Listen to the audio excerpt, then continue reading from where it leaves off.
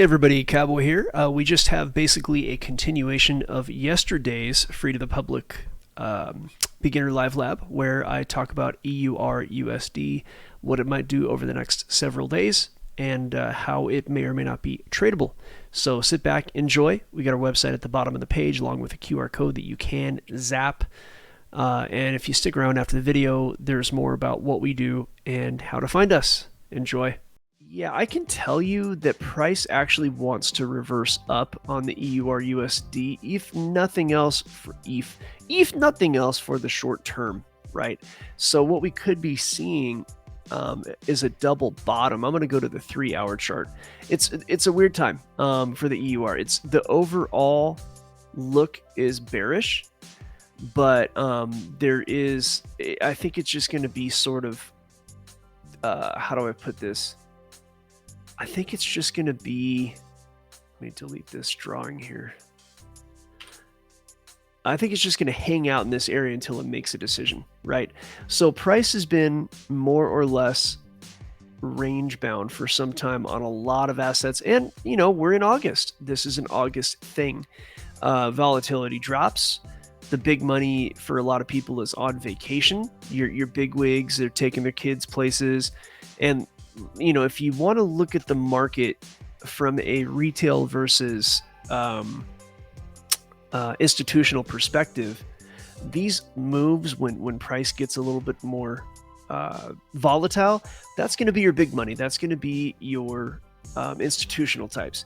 And then when price kind of ranges for a while, doesn't do anything, that's going to be more of a retail, right? So institutional is going to move the price, retail is going to churn the price, CHURN, churn.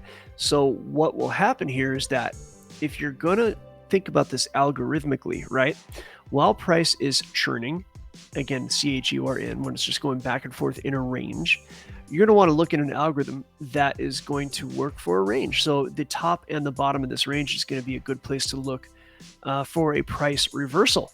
Now, price did poke down last night through this, and there is an older support back here that is, you know, going to threaten a lot of sellers. A lot of sellers are going to see that and not want to go past that. You know, I mean, I was able to make a little money shorting yesterday, but the trade that I entered during the show, I did exit that a little early. And as you can see, I did the right thing. You know, I mentioned it in the chat as I exited, and I took a little profit. I think I was better than 50% to my target. I shouldn't say that. No, my target was like a 3-to-1, but I was 50% on the way to a 1-to-1. So those of you in Algo Factory know what I mean by that talk. But long story short, I had made more than half of my risk on that one. So I was risking whatever, you know, some small amount, maybe $100, and I made $50 and got out because it wasn't a high confidence trade. I'm not going to put $1,000 on something that's, you know, that has a low probability, especially in this grindy Augusty market, right? So right now it's a decent probability that price is going to sort of flounder. It's going to want to go down, but it's going to bounce back up. And that could look like a lot of things. It's not quite as predictable as one might think. So, you know, you can kind of get this jagged bit here and then go up and then head down. Again, the overall sort of bias is price does want to go down for the moment, but again, that can flip as well.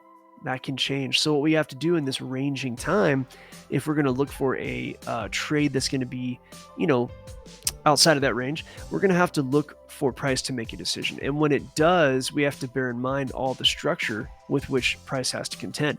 So if price does break out, and I mean break out and stay broken out below this range, then we're going to look at this structure back here that's going to want to keep price from going below that. So, you know, the real play, you know, at this point might be to be careful in here because it's probably still going to range. And again, while it's in August, that's a higher probability. You're not going to get as much follow through in August. You know, you look at this, look at the calendar. I'm going to drop a vertical line right where August begins and look what happens to price. It just ranges. That's it. We had a similar bit of time here back in late June through early July, because July 4th is always going to be a kind of a another time when people take vacation, that last sort of month of June, early July, people, take off, but then look, people come back to work. And so you had some market action here too. A lot of news in the international sphere. And even in a month like August, if there were to be news in August, gosh, I don't know if I should go subjunctive on that. But if there were to be news in August that was heavy news, of course, this ranging action would go in one direction or the other. But in this case, I would overall be watching. If price broke down this way, then I would look again, like I did yesterday, for a pullback and to possibly short it again. Algorithmically, though, I will know whether or not, or at least I'll have a good idea of whether or not that is going to continue downward, and if I need to actually exit and jump out. The other end of it is if price were not to break to the downside, but then were to eventually make its way up to the upside. If price broke out, I might enter at the breakout, but there's some issues with that I'll point out. So I might look for a pullback and then enter for a long, and use that upper structure from this prior high back in this area as a point to exit. There are some areas to look at on the way up as well. There's this bit of structure from that peak. So let me zoom into that. So where price popped up, where that blue dot right there is, so that could be a place where price rejects. So I might want to wait for price to break above that before taking along.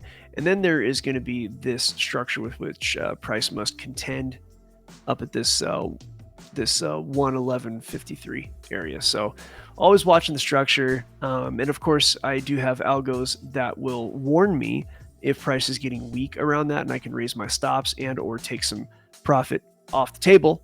You can also call raising stops. You can call it taking risk off the table.